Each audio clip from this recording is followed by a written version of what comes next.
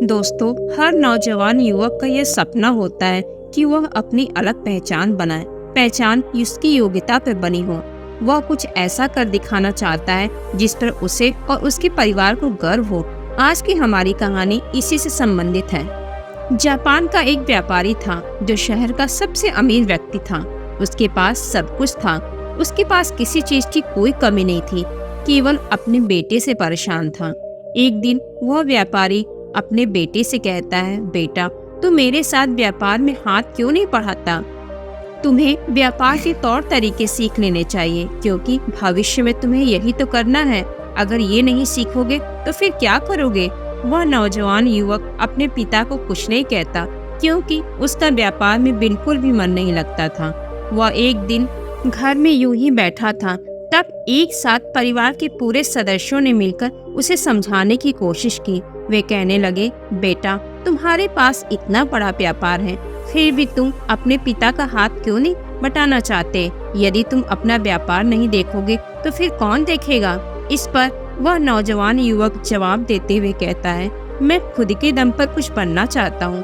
मैं चाहता हूँ कि मेरी एक अलग पहचान हो, लोग मुझे जाने। इसलिए मैं इस देश का सर्वश्रेष्ठ धनुर्धर बनना चाहता हूँ। उस युवक की बात सुनकर उस व्यापारी को बहुत क्रोध आया, लेकिन फिर भी उसने अपने क्रोध पर काबू पाया। कुछ देर सोच विचार करने के बाद उस व्यापारी ने अपने बेटे से कहा, बेटा, अगर तुम यही करना चाहते हो तो ठीक है, मैं तुम्हें अगले 3 साल का समय देता हूँ। यह सुन वह नौजवान युवक बहुत खुश हुआ। तभी आगे व्यापारी कहता है, लेकिन मेरी एक शर्त है।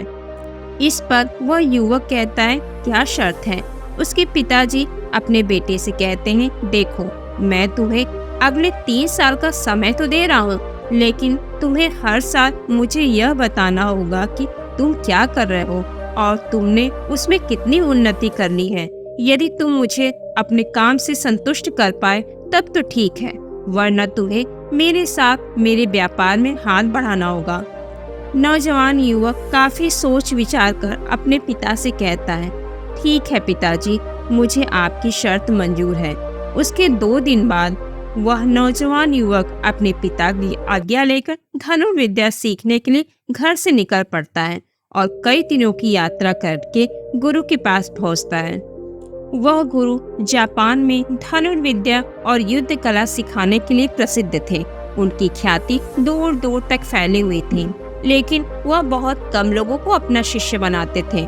वह नौजवान युवक उन गुरु के पास पहुंचकर उनको प्रणाम करता है और कहता है, गुरुवर, मैंने आपके बारे में बहुत सुना है, इसलिए मैं बहुत दूर से यात्रा करके आपके पास आया हूँ। मैं आपसे धनुर्विद्या सीखना चाहता हूँ और धनुर्विद्या में बेहतर होना चाहता हूँ। फिर उस जवान युवक ने सारी बातें गुरु को बता दी, लेकिन इस पर भी गुरुवर कुछ भी जवाब नहीं दे रहे थे। जब कुछ देर तक उस गुरु ने कुछ जवाब नहीं दिया तो उस नौजवान युवक ने अपने घर पर बीती सारी बातें उन गुरु को बता दी। उसने यह बता दिया कि किस तरह से उसके पिता ने उसके सामने यह शर्त रखी है, यदि वह अपने जीवन में सफल न हो पाया तो फिर वापस जाके उन्हें उनका व्यापार आगे बढ़ाना होगा। वह युवक उन गुरु से कहता है, हे गुरुवर, मैं आपसे वादा करता हूँ, मैं पूरी कर्तव्य निष्ठा के साथ धनुर्विद्या सीखूंगा और मैं आपका समय बिल्कुल भी बर्बाद नहीं करूंगा। इसलिए कृपया करके मुझे अपना शिष्य बना लीजिए। तभी उस गुरु ने उस युवक की तरफ ध्यान से देखा। उन्होंने देखा कि वह अपने साथ काफी सामान भी लाया था और उसके साथ उसके 2 सहायक भी आए हुए थे। तभी गुरु कहते हैं, सबसे पहले यदि तुम धनुर्विद्या सीखना चाहते हो तो तुम्हें इन चीजों को छोड़ना होगा, इन चीजों का त्याग करना होगा। इन कीमती सामानों को वापस अपने घर भेज दो। उस नौजवान युवक ने गुरु की आज्ञा का पालन किया। उसने सारा सामान अपने सहायकों के हाथों वापस घर की ओर भेज दिया। आगे वह गुरु उस नौजवान युवक से कहते हैं, देखो, यदि तुम धनुर्विद्या सीखना चाहते हो तो तुम्हें 2 शर्तें मानना होगा। युवक कहता है, आप जैसा कहेंगे मैं सब करने के लिए तैयार हूँ, लेकिन मुझे अपना शिष्य बना लीजिए। तभी गुरु उससे कहते हैं, मेरी पहली शर्त यह है, तुम्हें यहाँ सामान्य लोगों की तरह अपना जीवन बिताना होगा। अपने सारे कार्य तुम्हें खुद करने होंगे। इस पर युवक कहता है, गुरुवर जैसा आप ठीक समझे मैं वैसा ही करूँगा। फिर वह गुरु युवक को दूसरी शर्त बताते हुए कहते हैं कि एक बार तुम्हें धनुर्विद्या की शिक्षा को ग्रहण करना शुरू कर दिया तो तुम्हें उसे पूरा करना ही होगा। तुम उसे बीच में छोड़कर नहीं जा सकते हो। इस पर वह नौजवान युवक कहता है, ठीक है, आप जैसा कहें मुझे मंजूर है। तब गुरु ने उस युवक को अपना शिष्य बना लिया, लेकिन वह नौजवान यह नहीं जानता था कि उनके सिखाने का तरीका बहुत अलग था। एक दिन गुरुवर ने उस युवक को अपने पास बुलाया और कहने लगे, बेटा जैसे तुम उठते बैठते हो, चलते फिरते हो, जैसे तुम सांस लेते हो, वैसे ही तुम निशाना भी लगाते हो। इसलिए सबसे पहले तुम्हें सचेत होना होगा। तुम्हें जानना होगा कि तुम क्या कर रहे हो, तुम किस अवस्था में हो। तुम्हें जागरूक होने की आवश्यकता है। इसलिए आज से ही सचेत होकर सारे काम करना शुरू कर दो और ऐसा तब तक करो जब तक यह तुम्हारा स्वभाव न बन जाए। युवक ने उन गुरु की सारी बातें ध्यान से सुनी, एकाग्र होकर अपने कामों पर ध्यान देने लगा।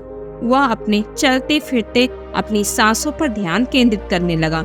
सुबह उठता और अभ्यास करता और ध्यान किया करता। शाम के 6 बजे से वह एकांत में रहता और ध्यान किया करता था।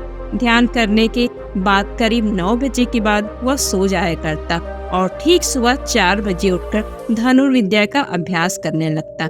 और यह सब उसे एकांत में रहकर ही सीखना पड़ता था। और यह सारी क्रियाएं देखकर उसके गुरु प्रसन्न होते थे। ध्यान और अभ्यास के दौरान न तो वह कहीं जाता और न किसी से मिलता। यहाँ तक कि उस युवक को किसी से बात करने की भी कोई अनुमति नहीं थी। और बचे हुए 4 घंटे अर्थात दोपहर को 2 बजे से शाम को 6 बजे तक वह बाकी सभी शिष्यों के साथ मिलकर आश्रम की देखरेख करता। और वह नौजवान युवक अब तक पूरा मन लगाकर सीखने की कोशिश कर रहा था।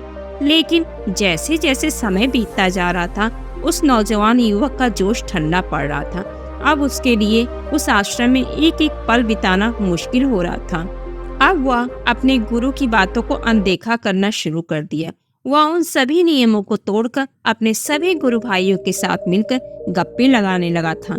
उन्हें अपने व्यापार की बातें बताता, उसके पास क्या कुछ है वह सब कुछ बताता। इतना अमीर पाकर कई लोग उसके मित्र भी बन चुके थे, क्योंकि वह सोचते थे कि यह तो अमीर व्यापारी का बेटा है, कभी न कभी तो भविष्य में कोई न कोई फायदा हमें अवश्य मिलेगा। देखते ही देखते उस युवक और बाकी लोगों की दोस्ती और भी गहरी होती जा रही थी। अब से वह नौजवान युवक रात को सोने की बजाय अपने मित्रों के साथ मिलकर आश्रम से कहीं दूर भाग जाया करता था।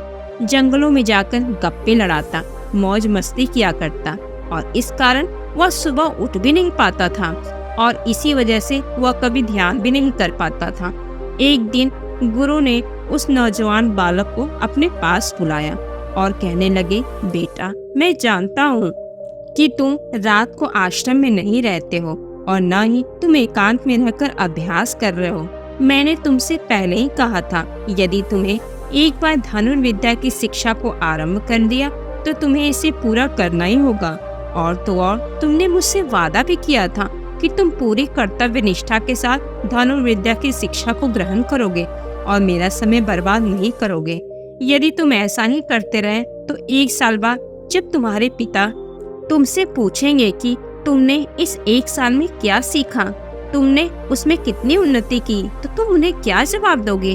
उस वक्त उन्हें क्या मुंह दिखाओगे? इस पर वह युवक कहता है, गुरुवर आप सत्य कहते हैं। जब मैंने शुरू किया था तो मेरे अंदर उत्साह था, मेरे अंदर धनुर्विद्या सीखने की जिज्ञासा थी, लेकिन तब मैं यह नहीं जानता था कि मुझे अकेले रहकर अभ्यास करना होगा। एकांत में रहकर मैं थक चुका हूँ और मुझे यह बहुत कठिन जान पड़ता है। मुझे एक एक पल जैसे काटने को दौड़ता है। जब भी मैं ध्यान करने को बैठता हूँ मेरा मन यहाँ वहाँ भागने लगता है और मैं ध्यान नहीं कर पाता।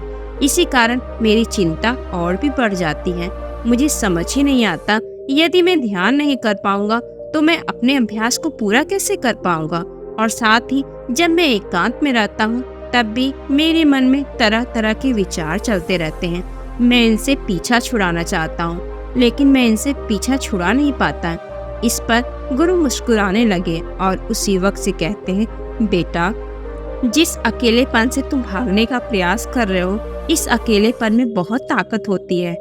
इसे तुम्हें समझना चाहिए। किंतु फिर भी यदि तुम इस अभ्यास को बीच में छोड़कर जाना चाहते हो तो मैं तुम्हें नहीं रोकूंगा, तुम जा सकते हो। लेकिन जाने से पहले मेरी बस एक बात मानकर अपने शिष्य का धर्म पूरा करो। तो वह युवक कहता है, ठीक है, बताइए आप क्या चाहते हैं। तो गुरु कहते हैं, बेटा, यहाँ से एक दिन की दूरी पर एक बहुत ही बड़ा पहाड़ है। तुम्हें वहाँ पर पूरा दिन बिताना है और सुबह तुम्हें वहाँ पर एक बाज नजर आएगा। उस बाज की हरकतों पर तुम्हें ध्यान देना होगा। ध्यान रखना, उसका तुम्हें शिकार नहीं करना, बल्कि उसकी हरकतों पर तुम्हें ध्यान देना है। क्या कर रहा है, क्यों कर रहा है, उसे ध्यान से देखना है। उसकी हर एक हरकत को तुम्हें समझना है। और जब तुम अगले दिन वापस लौटकर आओगे तो मैं तुमसे केवल एक सवाल करूंगा। यदि तुमने उस सवाल का सही जवाब मुझे दे दिया तो मैं तुम्हें जाने से बिल्कुल भी नहीं रोकूंगा। उस नौजवान ने काफी कुछ सोच विचार किया और उसके बाद वह गुरु की बात मान जाता है। वह गुरु को प्रणाम करके उस पहाड़ की चोटी के लिए निकल पड़ता है। देखते ही देखते वह एक दिन का सफर तय करके उस पहाड़ की चोटी पर पहुंच जाता है और उसने पूरी रात वहीं पर बिताया। और अगली सुबह होने से पहले ही वह उस बाज को ढूंढने लगा। वह जब यहाँ वहाँ देख रहा था तभी उसकी नजर उस पहाड़ की चोटी पर पड़ी। उसने देखा कि एक सुनहरा बाज चट्टान की चोटी पर बैठा हुआ है और पहाड़ के नीचे घाटियों की ओर ध्यानपूर्वक देख रहा है। वह नौजवान युवक उस बाज को देखकर छुप गया और छुपकर उसकी सारी हरकतों पर नजर रखने लगा। उस युवक ने देखा कि कुछ चरवाहे अपने भेड़ बकरियों को उस घाटी में चराने के लिए लेकर आए हैं और तभी उस युवक की नजर उस बाज पे पड़ी जो एकदम शांत बैठा हुआ था। लेकिन तभी अचानक उसने उड़ान भरी और नीचे की ओर गोता लगाते हुए उन चरवाहों के पास पहुंचा। जब तक चरवाहों की नजर उस बाज पे पड़ती तब तक उसने उन भेड़ बकरियों में से एक बकरी के बच्चे को अपने पंजों में दबोचा और उसे ले उड़ा। जब तक चरवाहे कुछ समझ पाते तब तक तो शिकार हो चुका था। वह युवक यह देखकर बहुत हैरान रह गया। यह समझ चुका था कि आखिर गुरु ने उसे चोटी पर क्यों भेजा था। वहां से वापस आकर गुरु के पास प्रणाम किया और उसने वहां पर बीती हुई सारी कहानी उस गुरुवर को बता दी। तभी गुरु उस युवक से कहते हैं, अच्छा, तो तुम मुझे यह बताओ कि तुमने वहां पर क्या सीखा। तभी वह युवक कहता है, गुरुवर, बाज तो बहुत ही चालाक निकला। काफी देर तक तो वो शांत रहा, लेकिन जैसे ही उसने अपना शिकार देखा उसने तय कर लिया और एक उड़ान भरी और उड़ान के साथ वो अपने शिकार को ले उड़ा। इससे हमें यह समझने को मिलता है कि वह बाज बहुत ही चतुर और बहुत ही ताकतवर भी है और साथ ही साथ वह बहुत तेज भी है। तब गुरु हंसते हुए कहते हैं, बेटा, उस बाज को तुमने आज देखा है, लेकिन यदि तुम उसे करीब 2 महीने पहले देखते तो तुम उस पर यकीन नहीं कर पाते। ऐसे बाज केवल पहाड़ी इलाकों में ही पाए जाते हैं और इन बाज की उम्र करीब 80 वर्ष की होती है। लेकिन जब इनकी आधी उम्र अर्थात जब ये 40 साल के पूरे हो जाते हैं तब ये शिकार नहीं कर पाते। तब इन्हें एक महत्वपूर्ण निर्णय लेना पड़ता है, क्योंकि इन अवस्था में उनके शरीर के 3 महत्वपूर्ण अंग काम करने बंद कर देते हैं। पहला, पंजा, जो कि लंबे और लचीले होते हैं और शिकार पर पकड़ बनाने में कमजोर होने लगते हैं। दूसरा, चोंच, जो कि आगे की ओर मुड़ जाती है और भोजन निगलने में बड़ी मुश्किलें होने लगती हैं।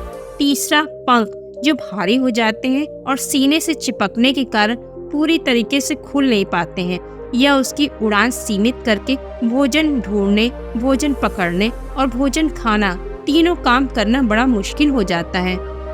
तब उस बाज के पास केवल 2 ही रास्ते बचते हैं, या तो वह शरीर छोड़ दे या तो फिर खुद में बदलाव करे। इनका शरीर मृत्यु की ओर बढ़ने लगता है, लेकिन इनकी विशेषता तो यही है कि यह बाज अपनी मृत्यु को स्वीकार नहीं करते हैं।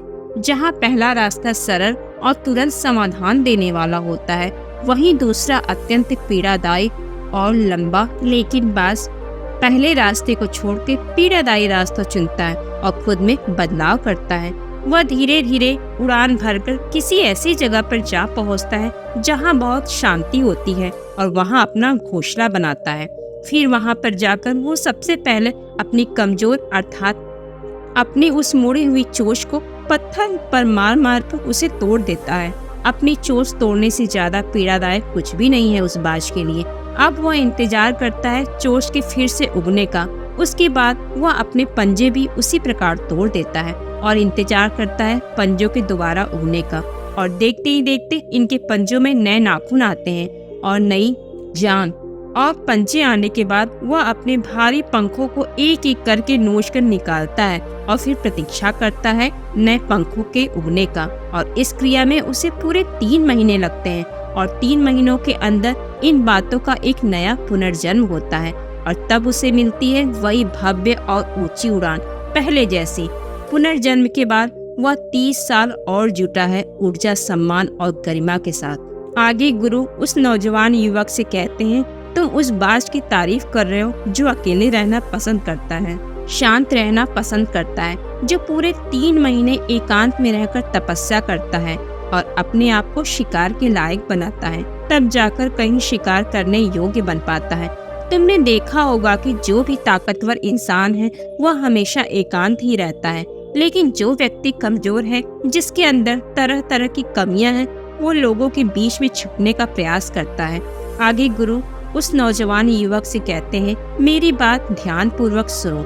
यदि तुम अपने जीवन में सफल होना चाहते हो, अपनी पहचान बनाना चाहते हो, तो सबसे पहले दृढ़ निश्चय करना सीखो। क्योंकि जब तुम खुद के लिए समय निकालते हो, जब तुम एकांत रहने का चुनाव करते हो, तो तुम अपने दिन में जो भी काम कर रहे हो उस पर तुम ध्यान दे पाते हो, तुम सचेत हो पाते हो और साथ ही तुम किसी भी चीज पे सही निर्णय ले पाते हो। और एकांत आपको हमेशा कुछ न कुछ नया सीखने को देता ही रहता है। आगे गुरु उस युवक को दूसरी बात बताते हुए कहते हैं, आज जो मौका तुम्हारे पास है वह मौका तुम्हें दोबारा नहीं मिलेगा, इसलिए इस मौके की कीमत को समझो, क्योंकि तुम्हें एकांत खुद को बनाने के लिए मिला है। तुम अपने जीवन में देखो, उसे समझो और उन कमियों को दूर करो। तुम तो बड़े शहर से हो और तुमने यह देखा होगा कि शहर के लोग अपना पालन पोषण करने के लिए दिन रात मेहनत करते रहते हैं। न तो उनके पास सीखने का समय है और न ही एकांत में रहने का, इसलिए कभी भी खुद को जान नहीं पाते। यह अकेलापन की संघर्ष जिसे तुम व्यर्थ समझ रहे हो और जिसे तुम यूं ही बर्बाद कर रहे हो, मौका तुम्हें कुछ बनने के लिए मिला है और यह मौका दोबारा लौटकर वापस नहीं आएगा। आगे गुरु उस युवक को अगली बात बताते हुए कहते हैं, जिन लोगों के साथ तुम घूमते हो, जिनके साथ गप्पे लड़ाते हो, जिनके साथ अपना समय काट रहे हो, उन्हें तो खुद नहीं पता कि वह क्या कर रहे हैं। उन्हें खुद इस बात का एहसास नहीं है वह खुद अपना कितना बड़ा नुकसान कर रहे हैं। तुम ऐसे लोगों के साथ अपना समय बिताते हो तो अवश्य ही तुम भी दिशाहीन हो जाओगे।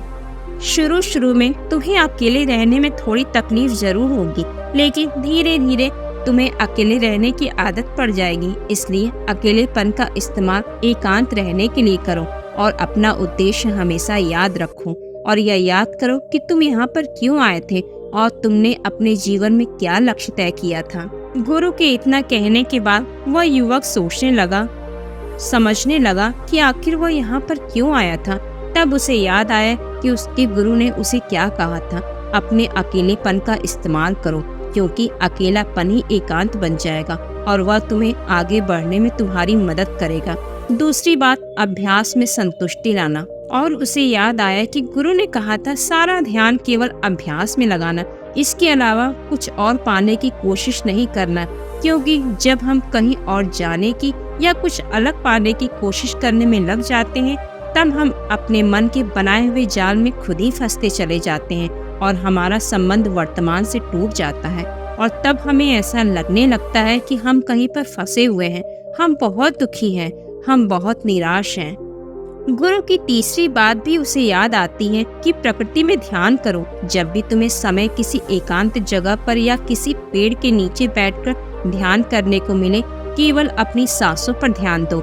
विचार खुद ब खुद शांत होने लगेंगे और जब तुम्हें विचार शांत होने लगेंगे तब तुम्हें आभास होगा कि तुम प्रकृति के साथ जुड़े हुए हो, तुम इस धरती के साथ जुड़े हुए हो।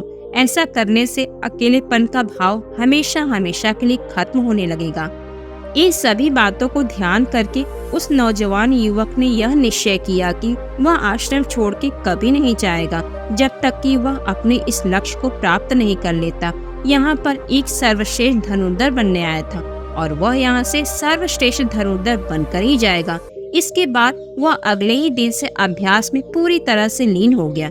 दोस्तों, यदि आप अपने जीवन में अपनी पहचान बनाना चाहते हैं, अपने जीवन में कोई लक्ष्य प्राप्त करना चाहते हैं, तो कुछ अलग पाने का प्रयास करना छोड़ दें, क्योंकि जब हम कुछ अलग और कुछ खास पाने का प्रयास करने लग जाते हैं तब हम यह भूल जाते हैं कि हमारा लक्ष्य क्या है और हम अपने लक्ष्य से दिशाहीन होने लगते हैं और इसी कारण हम अपने लक्ष्य तक कभी पहुंच ही नहीं पाते। तो दोस्तों, आपने आज के इस वीडियो से क्या सीखा वह मुझे आप कमेंट करके बता सकते हैं। इसी के साथ हमारे चैनल को सब्सक्राइब करना न भूलें। तो चलिए फिर मिलते हैं ऐसी एक नई वीडियो के साथ। तब तक के लिए आप अपना ख्याल रखिए और वीडियो को अंत तक सुनने के लिए दिल से धन्यवाद। नमो बुद्धाय।